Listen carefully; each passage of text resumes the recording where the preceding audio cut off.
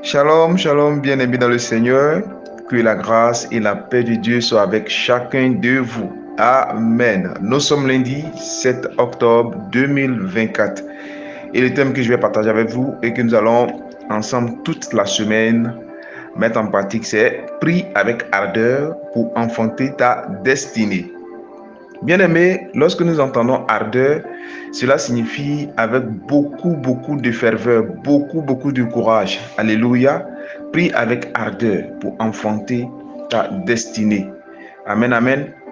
Il est écrit dans le livre de Proverbes 16, verset 4, l'Éternel a tout fait pour un but. Pourquoi Dieu t'a-t-il créé, bien-aimé? Pourquoi existes-tu? Connais-tu le but de ta vie? Aujourd'hui, nous constatons par exemple que le téléphone portable, communément appelé smartphone, a plusieurs fonctions.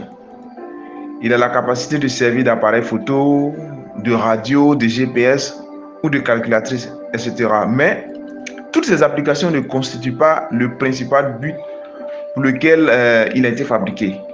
Alléluia. Il a été fabriqué pour téléphoner. Si ton smartphone ne te sert jamais à téléphoner, mais à prendre uniquement des photos, c'est inutile. Je peux même dire que c'est du gâchis. Chaque être humain est une réponse à un problème sur la terre. Alléluia. Il est important que tu connaisses le but de ta vie. Pourquoi tu es sur terre? Si tu ne réalises pas la mission pour laquelle tu as été envoyé ici-bas, c'est que tu as raté le but. Alléluia. Il n'est certes pas aisé de connaître cette mission de façon précise, mais il faut prier, interroger le Seigneur pour en avoir la révélation et pour être guidé vers cette mission. Sinon, nous allons tourner en rond jusqu'à ce que nous quittons la terre. Alléluia. Le Seigneur Jésus, à sa venue sur terre, a guéri des malades, il a prêché l'évangile, il a délivré les captifs, etc. Il a fait plusieurs miracles. Mais à l'approche de sa crucifixion, il y a quelque chose qui s'est passé. Jésus a cherché avec ardeur la face de Dieu pour être capable d'accomplir sa mission première qui est celle d'apporter le salut à l'humanité. Dans Hébreux 5, verset 7 à 8, il est écrit, c'est lui qui, dans les jours de sa chair, ayant présenté avec de grands cris et avec l'âme des prières et des supplications à celui qui pouvait le sauver de la mort, et ayant été exaucé à cause de sa piété, a appris, bien qu'il fût fils, l'obéissance par les choses qu'il a soufaites. Amen. Cette portion des Saintes Écritures précise que Jésus a prié pour être sauvé de la mort et que Dieu a répondu favorablement à ses prières. Comment Jésus, le Fils de Dieu, peut-il prier pour être sauvé de la mort? Alléluia. C'est quand même étonnant. C'est quand même étonnant parce qu'on se dit que Jésus a tout le pouvoir qu'il faut. Mais pourquoi Jésus a-t-il prié pour le sauver, pour qu'il soit sauvé de la mort? Alléluia. C'est une question qui taraude plusieurs personnes, plusieurs chrétiens qui disent, mais le Seigneur a tout pouvoir, il a guéri les malades, il a fait des miracles, il a marché sur l'eau, il a transformé l'eau en vin. À sa vue, tous les démons fuyaient. Mais lorsque la mort a commencé à approcher, Jésus a prié. Alléluia. Jésus a prié. Prié. Et Dieu l'a exaucé. Alléluia. C'est le plus important. Amen. Il existe deux manières d'être sauvé de la mort. Soit ne pas mourir, soit ressusciter après la mort. Amen. Or, Jésus est bel et bien mort à la croix. Ce qui signifie qu'il a prié pour sa résurrection. Amen. Bien aimé dans le Seigneur, si on se comprend, Jésus a prié pour sa résurrection. Or, s'il n'avait pas prié, ça ne pouvait pas marcher. Jésus a prié pour sa résurrection. N'était-il pas pourtant écrit qu'il devait revenir à la vie après sa mort? Ok, si. Et plusieurs passages bibliques l'attestent. Plusieurs passages bibliques disent que Jésus serait ressuscité. Même Ésaïe l'a dit. On peut le voir dans Ésaïe 53, verset 10 à 11. Ésaïe qui est dans l'Ancien Testament, qui n'est même pas dans le Nouveau Testament, qui avait déjà prédit la résurrection du Christ. Mais pourquoi Jésus prie pour une résurrection qui est déjà gagné d'avance. Alléluia, bien-aimé dans le Seigneur. Il faut prier pour demander à Dieu sa mission. Quelle est sa mission sur la terre? Plusieurs passages de la Bible parlent de la résurrection de Jésus. Dans le Nouveau Testament, dans Psaume 16, verset 10, Ancien Testament, il est dit: Or, Jésus est venu dans le Nouveau Testament. On peut le voir dans Jean 2, verset 19 à 21, dans Marc 8, verset 31, où on parle de la résurrection de Christ. Le Seigneur Jésus aurait pu s'asseoir, croiser les bras et se dire: bon, c'est écrit, hein, c'est écrit. De toute façon, je vais ressusciter. J'attends que cela s'accomplisse tout simplement. Non! Au contraire, c'est avec de grands cris, avec larmes, qu'il a adressé au Père des prières et des supplications pour être sauvé de la mort. Et le Père Céleste l'a exaucé. C'est quand même bizarre.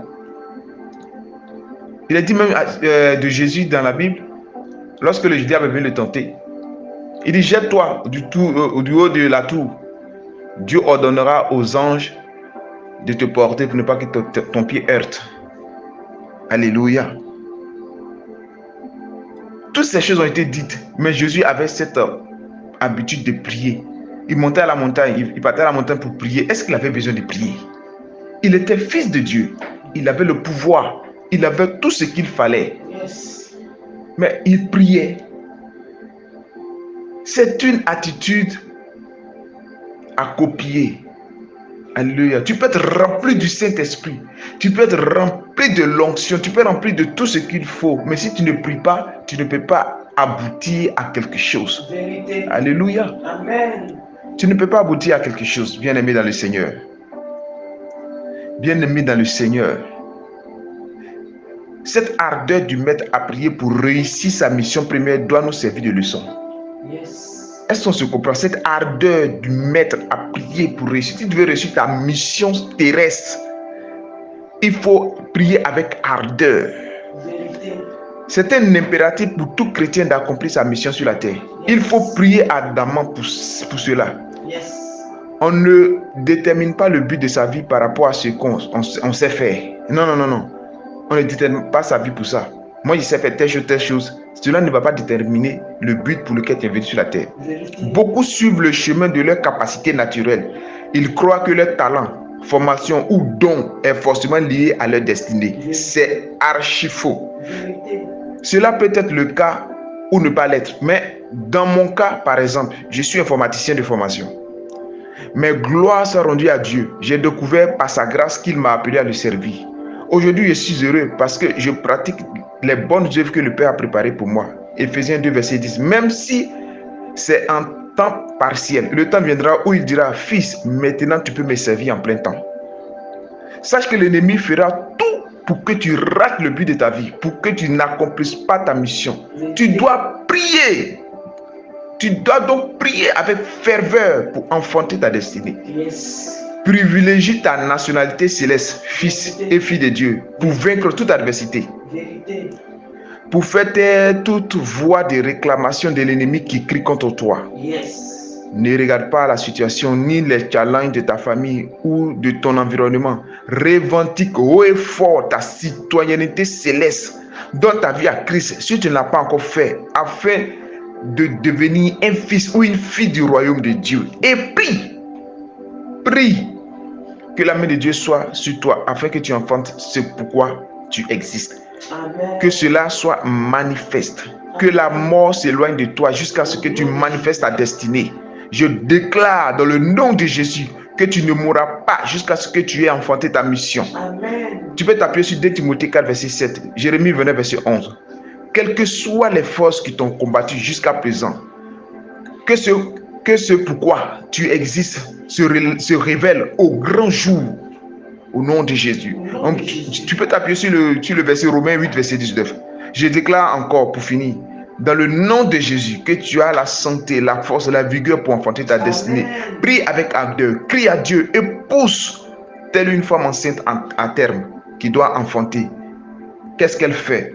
Elle pousse avec force, avec douleur, pour faire naître cet enfant-là. C'est pas facile. La douleur de l'enfantement, pour toutes les femmes qui ont déjà enfanté, savent ce qui est la douleur qui est rattachée à l'enfantement. Alléluia. Il faut que chaque personne aussi ait cette mentalité-là, un mindset pour dire que quoi, je vais pousser jusqu'à ce que j'enfante ma destinée dans la douleur, dans la souffrance. Quand il n'y a pas de douleur, c'est-à-dire tu vas te priver de beaucoup de choses, tu vas faire beaucoup de sacrifices. Alléluia. Tu peux même faire un effort considérable pour dominer le sommeil, pour prier beaucoup, pour jeûner, pour faire beaucoup d'actions de grâce pour que tu puisses enfanter ta destinée. Ce n'est pas une chose aisée, ce n'est pas une chose facile à réaliser. Non, dans le Seigneur, il n'y a jamais de choses faciles. Dans le Seigneur, on n'obtient rien gratuitement, on n'obtient rien dans la facilité. Dieu est un Dieu qui met à l'épreuve ses enfants pour qu'ils puissent atteindre l'objectif escompté. Jésus lui-même, le Fils du Dieu très haut, Jésus lui-même, le Fils du Très-Haut, a eu beaucoup d'épreuves. Alléluia. Lorsqu'il est arrivé, après lui, il avait faim. Il est arrivé lorsqu'il a vu ce arbre qui n'a pas porté de fruits, il a maudit l'arbre. Donc Jésus a eu faim. Est-ce que vous comprenez? Il a eu faim, il a eu soif. Il y a des moments où il était aussi dans des difficultés. Mais en tant que fils de Dieu, il a su surmonter cela dans la prière. Alléluia. Donc chaque personne, chaque chrétienne, fils ou fille de Dieu, doit avoir cette mentalité du maître. Doit avoir cette mentalité du maître, avoir cette capacité, cette attitude de prier, de se retirer, de prier et d'enfanter sa destinée. Alléluia. Tu dois voir naître le bébé que Dieu a mis dans tes entrailles. Quand je parle de bébé, je ne parle pas de bébé charnel, je parle de bébé spirituel qui est ta destinée. Alléluia. Prie pour enfanter ta destinée glorieuse parce que Dieu attend la révélation des fils de Dieu. Dieu attend avec un désir ardent de voir la révélation des fils et des filles de Dieu qui vont accomplir, qui vont aller dans les nations pour bouleverser, pour changer les données que le diable avait déjà positionnées pour détruire l'humanité. Ces données seront changées parce qu'il y a des fils et des filles de Dieu qui se sont réveillés, qui se sont levés pour dire: Père, nous voilà, envoie-nous, nous irons. Alléluia. Bien-aimés dans le Seigneur, je ne peux que vous souhaiter bonne, agréable et sainte semaine sous la grâce du Tout-Puissant. Que Dieu vous bénisse. Amen.